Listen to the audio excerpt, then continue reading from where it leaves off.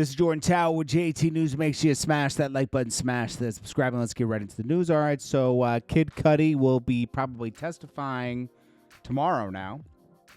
And 50 Cent says, Kid Cudi going to testify like, I'm on your ass now, Diddy. He says, don't act like you didn't do it now. You did it. Yeah, that's going to be an interesting. I'm looking forward to that one. That's going to be interesting. It might be a little bit of a letdown, but maybe it'll be interesting. Then we got Tory Lanez. Well, this is his new lawyer, right? It's not just a representative. She speaks out. And she says the facts are a very funny thing. They don't lie. No amount of noise, distraction, or spin will change the facts. Sometimes people may try to manipulate those facts and may have temporary gains with those manipulations. But truth is steady. It doesn't bend to convenience or ego. And while it may take time to surface, it always does, often at great cost to those who choose integrity over image. Free Tory. Now, the gun ballistics on Tory were like 0.00. It was something so small that it definitely wasn't him, you know? Kelsey, did they test her? Did they test, well, Meg's the one that got injured, but did they test Kelsey is the question. And this is in response to Meg's unhinged reaction. They're dealing with facts. They're not just stating things. They're dealing with facts and evidence. Was Tory dumb for not taking the stand? Absolutely. Was he dumb for not having the driver take the stand? Absolutely. Okay? But yeah, he fired that lawyer, and they made a bunch of mistakes, and they're trying to redo it. Listen, this isn't just like how you feel, and this is someone's life that's on the line, okay? Tory's not the greatest person for how he acted that night, right? Two girls that he was both smashing. He knew it was wrong. Meg knew she was wrong. Those two were really definitely in the wrong. And Kelsey was wrong for overreacting about it. But there was alcohol involved, all this other stuff. Really, it's just like a stupid night, right? We have all had stupid nights. This one ended with someone going to jail for 10 years and someone getting their foot cut. Now, at what point, and it could have ended way worse, you know? Just to say, like, it could have been way worse. Somebody could have been actually really injured, you know, like with life-threatening injuries. They were lucky it wasn't life-threatening. It says, at what point do y'all want to stop, make me having to relive this experience, to Meg says. At what point are Tory and y'all fans going to stop lying? Like, how much is the check to keep harassing me? Why? It's like she's playing the victim this whole time when her story's changed multiple times and everything. Do I think something happened that night to her? Yes. But it's getting awkward, man. It's like, if I were her, I just wouldn't have said anything.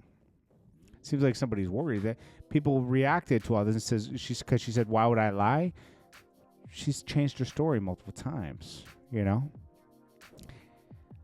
Unfortunately, somebody's perjured themselves now, and somebody else has to take Tory's place if the law acts the way it should. That's the unfortunate thing. It's unfortunate that it was taken this far where Tory went to jail for 10 years, where Tory could have just been painted as a horrible individual, but Meg wouldn't have came off so good either. I don't know. It was a choice, you know? Listen, I'm just not for people going to jail for something they didn't do. I just don't believe he did it. Now, if the gun ballistics said 50 to 100%, that's different. But it doesn't, you know? Before you judge Cassie for staying with Diddy, watch this. This is Freddie from the band, right? Art from Dialogue did an interview with him. He basically said, hey, watch the people around Diddy. Stevie J, all these other people who lived on Diddy's couch and did whatever. Stevie J's getting money from Faith Evans now for what is he getting it for, alimony or something for their divorce? Stevie J is just as bad as Diddy, that's for sure. Okay, he's a weird person. He's weird. I remember when he used to hang out with Havoc. when I used to be around Prodigy a lot, in the beginning, Stevie J was around, and he was weird, bro. I was like, keep that energy away from me, bro. It makes sense that he hangs out with Benzino. Stevie J talented? Yeah. But, he keeps doing interviews. He does TMZ interviews. He's introducing artists. Stevie J hasn't had an artist in 20 years. I haven't heard a song he's done in 20 years, Is he talented? Absolutely. I just bro, like, it's weird, Like, he's known from Love and Hip Hop more than anything now.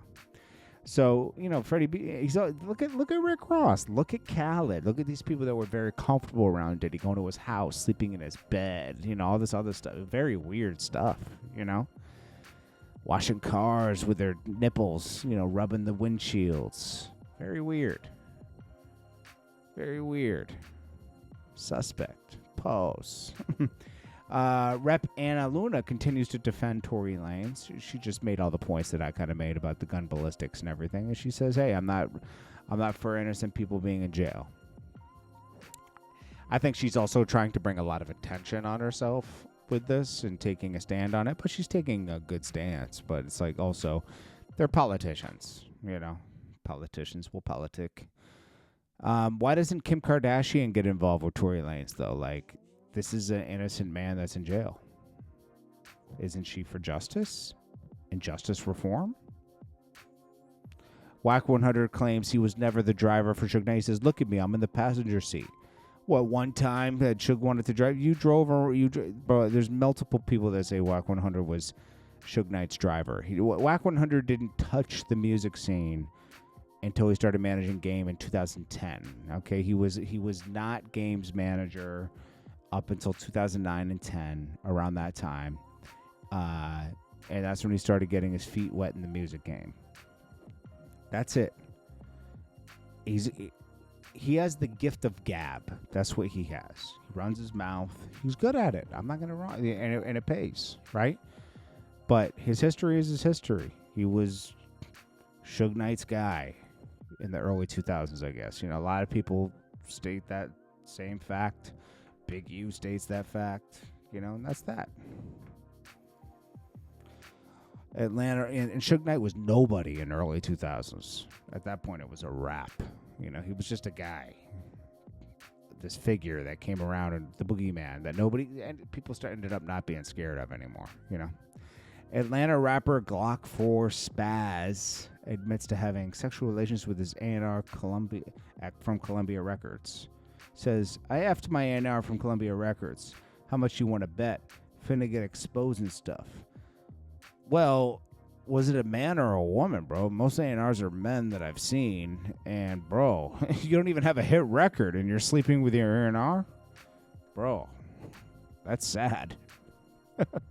That is sad. This is JordanTower with JT News. I'll check you guys on the next one. Smash that like button. Peace.